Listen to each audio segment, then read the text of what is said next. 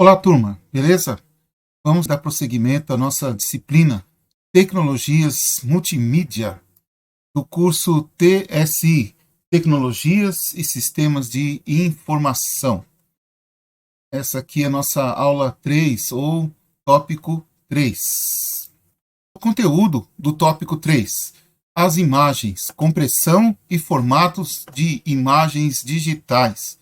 Vamos falar de compressão sem perdas, sobre formatos BMP, PCX, TIFF, GIF e PNG, compressão com perdas e formatos JPEG e JPEG 2000.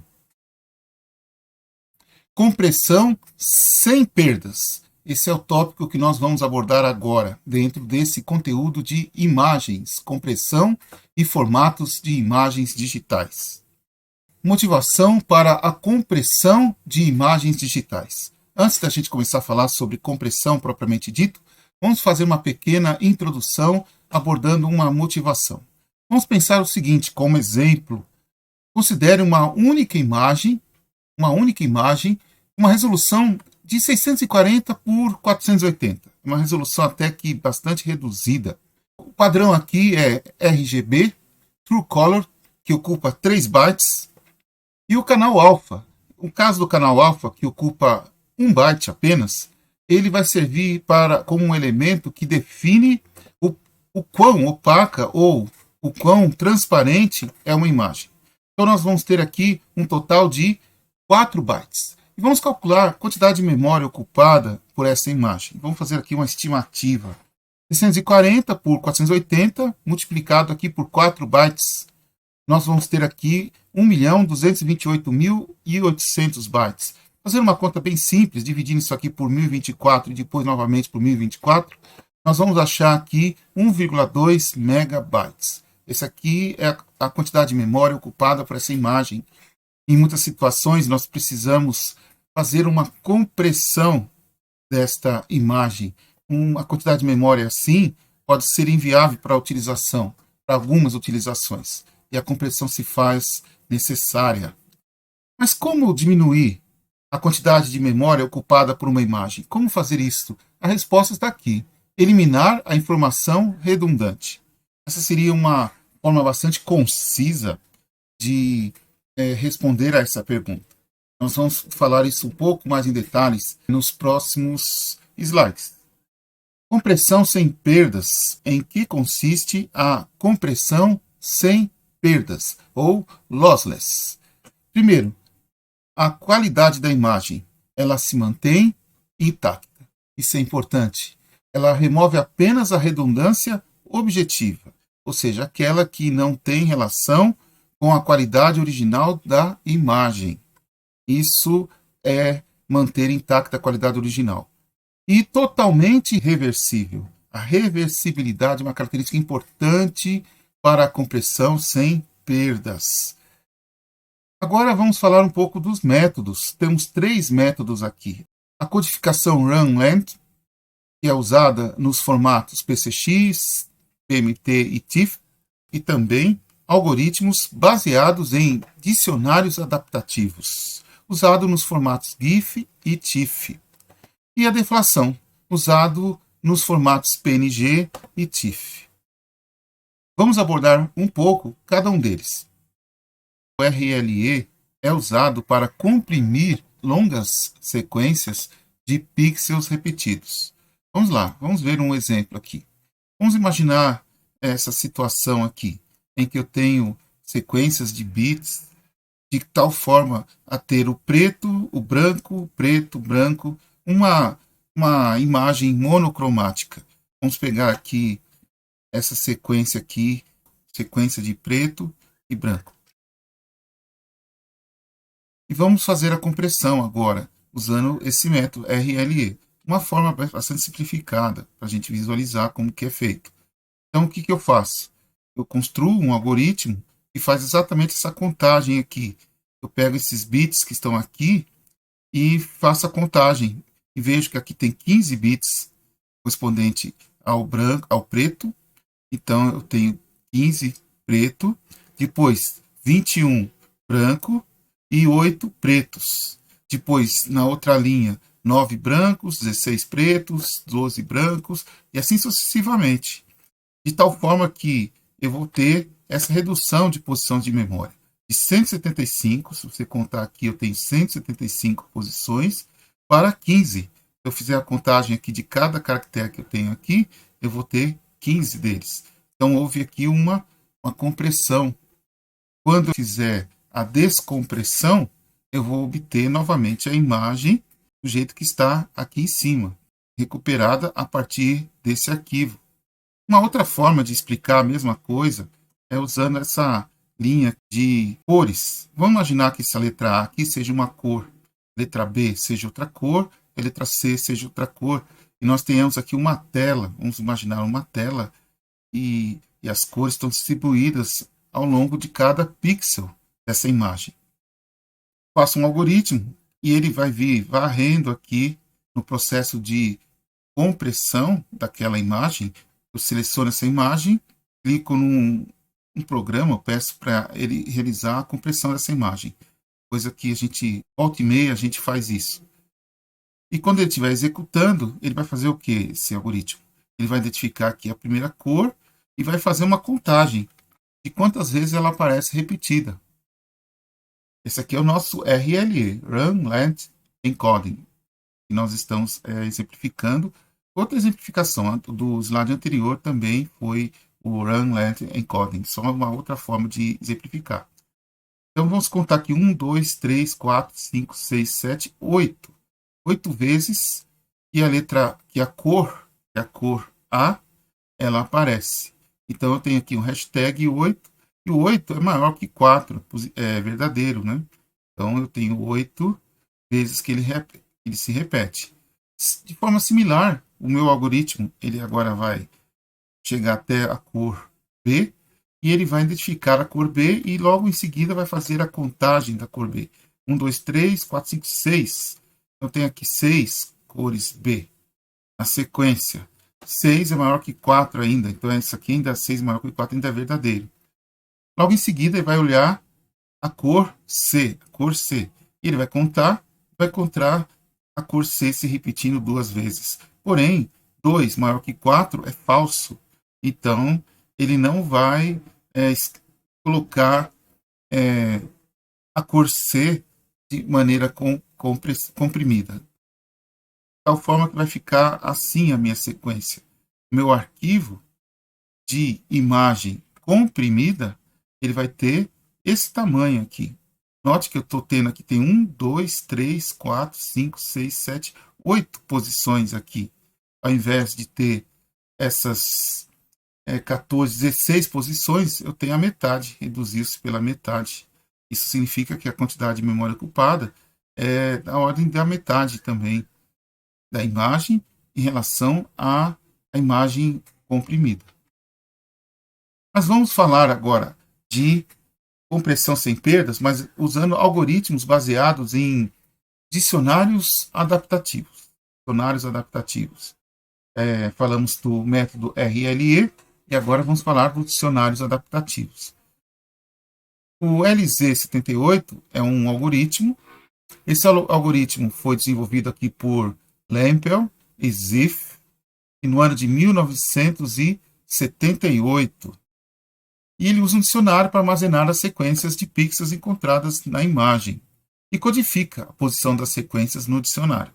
Isso é o LZ78. Já o LZW, este é recente, é de 1984 e ainda é utilizado, foi desenvolvido por Abraham Lempel, Jacob Ziff e Terry Welk.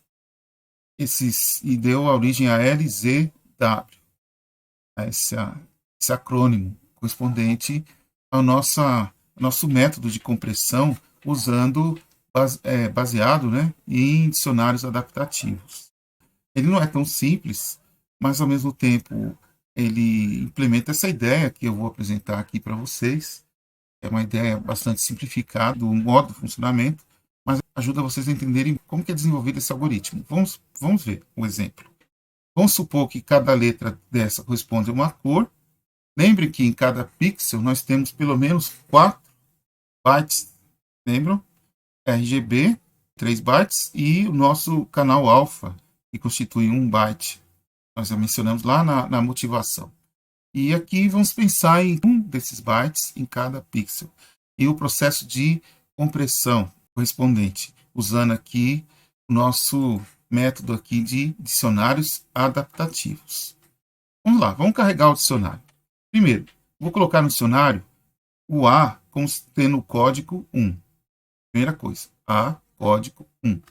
Então, meu arquivo comprimido, minha imagem comprimida, ela vai receber essa sequência aqui. Vamos dizer sequência de bytes, tá? Então, temos a sequência de bytes correspondente a cores, e eu tenho o A codificado com o número 1, então eu vou ter agora essa nova sequência. Se eu pegar o B e codificar ele com 2, eu vou ter uma nova sequência, desse jeito. Se eu pegar o ABC e codificar com 6, eu vou ter essa outra sequência. Se eu pegar o BA e codificar com o número 5, eu vou ter essa nova sequência. Se eu pegar o BAB e codificar com 8, pelo número 8, né, codificar, né, vou substituir o BAB pelo código 8, eu vou ter essa nova sequência.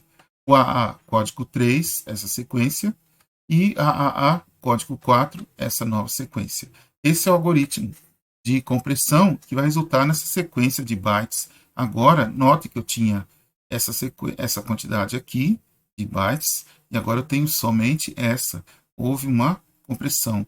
No caso, eu tenho dois arquivos agora. Um arquivo da imagem comprimida, formada por esses bytes aqui, e um outro arquivo correspondente ao meu dicionário. Aqui está o dicionário, que foi carregado, conforme eu acabei de mostrar.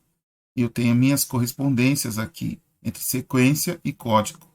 Agora, vamos executar um outro código, o código de descompressão, ou o meu algoritmo de descompressão. Vamos começar aqui pela minha imagem comprimida. Aqui está a imagem comprimida, eu repeti ela aqui em cima. Vamos começar. O 1 é o A, está aqui. O 2 é o B, está aqui. O ABC é o 6, então 6 é ABC, substituo o ABC aqui no lugar do 6.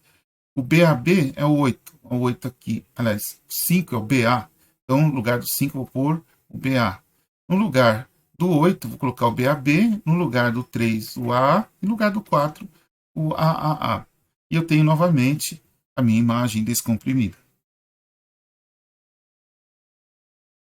Esse é o nosso método aqui, usando o dicionário adaptativo. Só que esse dicionário é muito interessante, o funcionamento dele e a utilização, mas ele tem um problema. Esse dicionário, esses algoritmos baseados em dicionários, o LZW, o LZ78, tem problema de a quantidade de memória, ela acaba sendo grande, a quantidade de memória necessária. Eu tenho situações do tipo, tenho uma imagem de 6 megabytes, executo a minha compressão, e eu vou ter dois arquivos. Um arquivo, vamos dizer assim, com 2 megabytes, 1 megabyte, e um outro arquivo com 7 megabytes. Então, se eu somar, vou ter 8 megabytes. Mas a minha imagem tinha 6. O que aconteceu? É uma situação que não faz sentido. Eu tenho mais memória ocupada agora, com a minha imagem compactada. Isso não pode acontecer. Eu tenho que ter, digamos assim, 1 mega da minha imagem compactada com um arquivo junto, né? Vai estar lá formando um único arquivo, né? Um arquivo de compactação, formado por dois, pela imagem e o outro pelo dicionário. Esse dicionário vai ter que ter seus 3 megabytes, vamos dizer assim. Então, 3 mais 1, 4 megabytes. Então, tá tudo bem. Tinha 6 da minha imagem, fiz a compressão, encontrei dois arquivos. Agora eu tenho um de 1 megabytes e outro de 3, somando dá 4. Então, está feita a compressão como eu queria, estou ocupando menos memória. Mas se não for assim, e isso pode acontecer, o número de sequências armazenadas no dicionário é diretamente proporcional à quantidade de dados lidos, ou seja, necessita-se de cada vez mais memória. Essa situação aqui que vai resultar no que eu acabei de exemplificar anteriormente. Soluções para esse problema: congelamento e esvaziamento. Congelamento Quando atingir um tamanho limite, e seu algoritmo vai fazer essa contagem, fica congelado, ou seja, não pode mais alimentar o dicionário com novas entradas. Esvaziamento, o dicionário é esvaziado e a compressão recomeça. Essa técnica de esvaziamento é bem interessante porque ela considera mais importante a redundância local que a global. O que é redundância local e global aqui? Eu vou pegar a minha imagem e vou dividir ela em pedaços e vou executar esse meu algoritmo que utiliza os dicionários adaptativos nesses pedaços da imagem. Digamos que eu divido a imagem em 8 por 8, 16 por 16 pixels, ou 50 por 50 pixels, e esse pedaço da imagem, o algoritmo vai ser executado, ou seja, tem aqui uma redundância local. Ele vai tratar de uma redundância local ou localmente, ao invés da imagem como um todo, tratando com uma redundância global. Essa que vai e a ideia dessa forma eu tenho uma possibilidade maior de não ter meu dicionário ocupando uma quantidade elevada de memória. Método da deflação é o terceiro método. Ele é presente aqui nos formatos TIFF e PNG. Ele é uma combinação do LZ77, baseado em dicionário, e codificação de Huffman. A codificação de Huffman é bastante útil nesse processo de compressão sem perdas, mas nós, em nosso curso, não vamos tratar. Ele é muito complexo e a sua utilização é bastante difícil de se explicar em poucas aulas. Ela ocuparia mais aulas. Então, a única coisa que nós vamos mencionar a respeito da codificação de Huffman é que ela faz uso das probabilidades de ocorrência de cores na imagem a ser comprimida. Probabilidades de ocorrência. Assim, determina códigos de tamanho variável para cada símbolo. E dessa forma, junto com o algoritmo LZ77, você tem aqui um método da deflação. Mudando agora, falamos sobre compressão sem perdas, vamos falar dos formatos BMP, PCX, TIFF, GIF e PNG. Formato BMP, que é o nosso bitmap, conhecido também como bitmap ou DIB, Device Independent Bitmap. É o padrão fundamental dos sistemas operacionais Windows e iOS 2. Os arquivos BMP, eles podem ser não comprimidos, tá? Ou comprimidos, usando os formatos JPEG ou PNG. E contém os seguintes blocos. Esses blocos eles aparecem também nos outros formatos de imagem. É interessante a gente ter em mente. Mas vamos falar desses blocos aqui, especificamente aqui para o bitmap. O cabeçalho, Reader BMP, o Reader DIB e o paleta de cores e os dados bitmap. Então esses aqui são os blocos que nós temos no nosso formato BMP. O cabeçalho BMP ele armazena informações sobre o arquivo BMP, sistema operacional, tamanho do arquivo. Essas informações elas estão embutidas já no arquivo. Eu tenho meu arquivo bitmap, eu tenho um cabeçalho. Quando o meu sistema operacional for fazer a leitura, quando eu clicar duas vezes em cima dessa imagem .bmp, eu clico em cima dessa imagem, ela vai aparecer na tela. Para ela aparecer na tela, é um processo, um algoritmo, um software que foi executado. E esse software ele vai acessar informações relacionadas com a imagem na própria imagem. Uma delas é o cabeçalho BMP. A outra, o cabeçalho DIB, que armazena informações detalhadas sobre a imagem bitmap. Largura e largura em pixels, número de cores e de bits por pixel, resolução e etc. A paleta de cores, onde estão ali as definições das cores que estão sendo usadas para indexar os bitmaps de cores e os dados do bitmap. Armazena a imagem pixel a pixel. Então isso aqui vai resultar na imagem que eu vou visualizar na tela.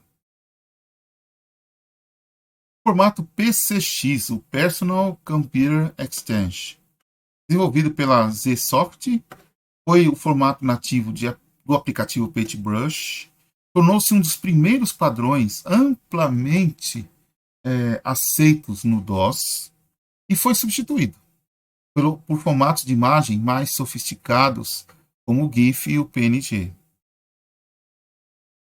Esse formato PCX ele codifica as linhas de imagem independente do dispositivo de hardware. Então, essa aqui é uma característica, essa peculiaridade desse PCX, codificar as imagens, as linhas da imagem, independente do dispositivo de hardware. O cabeçalho do arquivo armazena informações como resolução, número de cores e paleta. Note que nós falamos de cabeçalho lá no bitmap. Agora falamos de cabeçalho aqui no PCX. Então, a ideia é muito parecida entre os formatos de imagem. Arquivos PCX originalmente usavam paletas, que indexavam entre 16 e 256 cores. Mas o formato foi mais tarde estendido para imagens True Color, com 24 bits. Eu queria só mencionar rapidamente que na aula anterior nós falamos de paletas, falamos de True Color. Então, são estamos mencionando coisas, conceitos, princípios que já foram mencionados em aula anterior. O método de compressão usado aqui no PCX é o RLE. Vamos falar do TIFF agora, mudando do PCX para o TIFF, para um bitmap, PCX, agora TIFF, Target Image File Format. Originalmente criado pela companhia Aldus para uso em editoração eletrônica.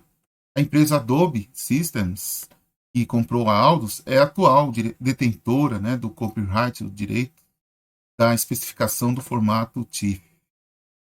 Esse formato ele é flexível e adaptável, pois ele permite tratar imagens e dados em um mesmo arquivo, incluindo no cabeçalho. Tamanho, aqui por falar em cabeçalho, no cabeçalho tem o quê? Tamanho, definição de tipo de compressão. A geometria da imagem também temos aqui, que é tratado aqui no mesmo arquivo. Por exemplo, um arquivo TIFF pode conter tanto uma imagem comprimida como com perdas, formato JPEG, uma imagem comprimida com perdas, vamos falar depois disso, como sem perdas, caso é o caso mais usado. O formato TIFF é utilizado em manipulação de imagem, processamento de textos, reconhecimento óptico de caracteres, etc. O método de compressão é opcional, você não precisa necessariamente comprimir as imagens TIFF, LZW. O armazenamento sem perdas fez com que o TIFF se tornasse o formato padrão para imagens em documentos. Também imagens científicas. Um exemplo aqui, uma página A4, um documento, com resolução de 300 pixels por polegada, armazenada em um arquivo TIFF, ocupa cerca de 50 KB. E se for escaneada a 200 ppi, ocupa apenas 30 KB. O formato GIF, Graphics Interchange Format, fundamentado no bitmap, amplamente utilizado na internet devido à sua portabilidade, ou seja, é fácil de transportar esses arquivos, suporta até transportar via internet, ou transmitir via internet, suporta até 8 bits por pixel, permitindo o uso de uma paleta de até 256 cores, 2 elevado a 8, escolhidas dentro do espaço de cores RGB de 24 bits. Também suporta animações com diferentes paletas para cada quadro de animação. A limitação de cores do GIF torna o formato impróprio para fotografias e imagens com cores contínuas. É adequado para gráficos e logotipos com cores sólidas, deixando bem definidas as bordas. É também adequado para videogames e videoclipes de baixa resolução e curta duração. O método de compressão é o LZW, e uma animação GIF consiste em um cabeçalho comum, seguido de uma série de quadros de imagem independentes, mostradas sucessivamente, cada uma com a sua própria paleta de 256 cores, como nós temos aqui. Essa animação ela não está rodando aqui, eu vou mandá-la à parte. Formato PNG, Portable Network Graphic. O formato PNG ele foi criado para melhorar e substituir o formato GIF no caso de imagens estáticas. Outro motivo para o desenvolvimento foi que, na época da criação do GIF, em 1987, o algoritmo LZW ainda estava protegido por patentes, portanto, era conveniente ter um formato de imagem livre de patentes. PNG suporta sistema de cores baseado em paletas de cores RGB de 24 bits. O formato PNG foi projetado para transferir imagens na internet. Isso foi a motivação aqui, além das anteriores. E o formato PNG foi, e nota aqui, portanto, tem em mente aqui, por não suportar gráficos de qualidade profissional, não dá suporte a outros modelos de cor, como o CMYK. Vamos falar agora de compressão com perdas. Compressão com perdas. Compressão com perdas ou lossy. A compressão com perdas ela é usada sempre que a perda de alguma informação da imagem original é tolerável. É tolerável a perda da informação? Então, a compressão com perdas pode ser utilizada. Ou seja, se refere a detalhes que a visão humana é incapaz de perceber ou percebe com dificuldade. Explora essa peculiaridade da nossa visão. A taxa de perda é fixada durante a compressão. Quanto maior a perda, maior a compressão. Eu quero uma compressão muito elevada, eu vou ter que pagar um preço, nesse caso, com a perda de informação. A imagem ela vai ficar comprometida. Os algoritmos usados aqui nas técnicas de compressão com perdas são baseados em transformações matemáticas. Vamos usar transformadas aqui, de blocos da imagem. Agora a imagem não vai ser vista global como um todo, mas vão ser vista em partes. E o espectro aqui é um espectro bidimensional. Passa a ser o bloco de imagem que passa a ser representado na forma de um espectro bidimensional. Uma matriz de distribuição de energia, a forma como nós enxergamos a imagem comprimida com perda.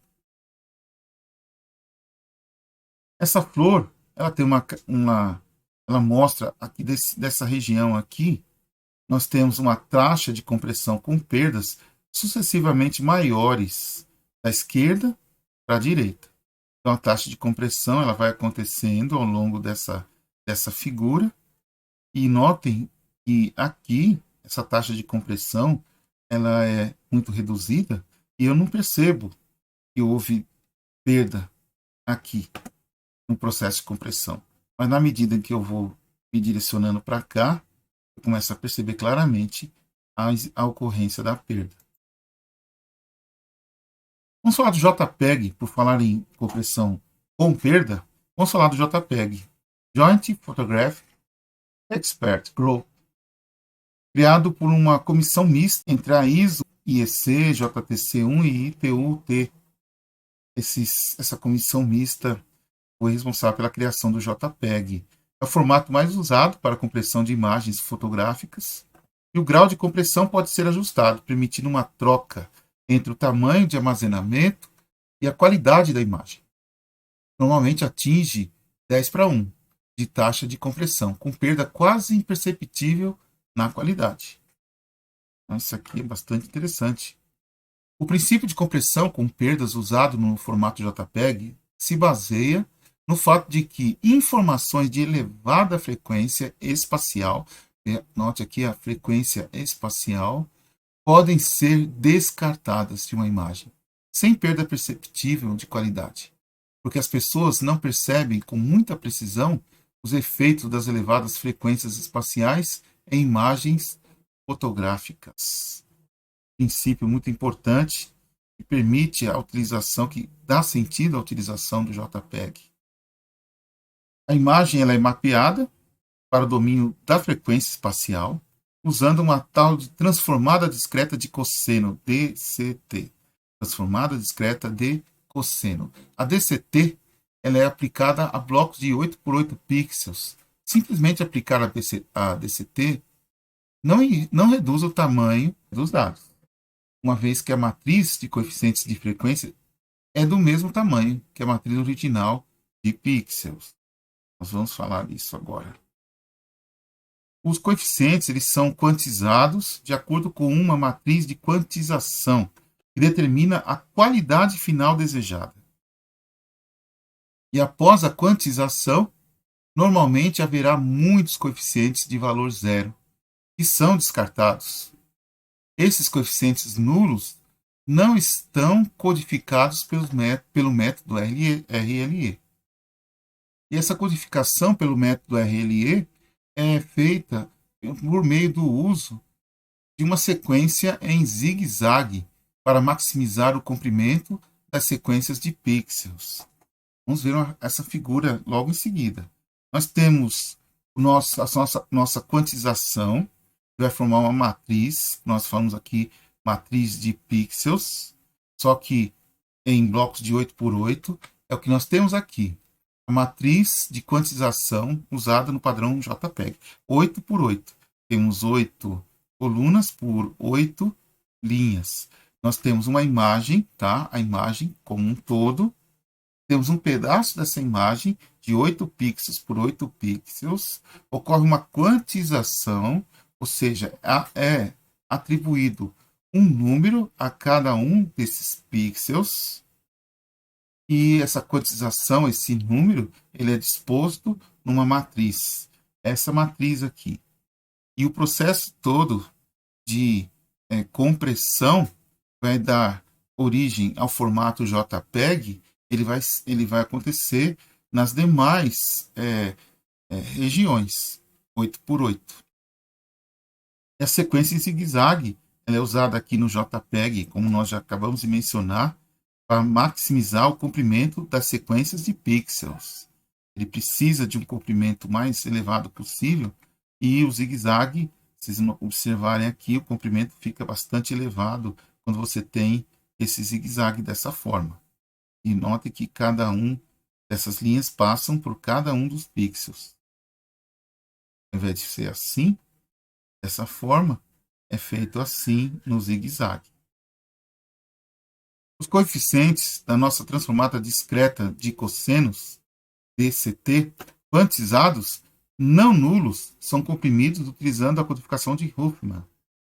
E utiliza aqui entropia, ou então ele vê a probabilidade de ocorrência de um determinado pixel, uma determinada sequência de bits e bytes.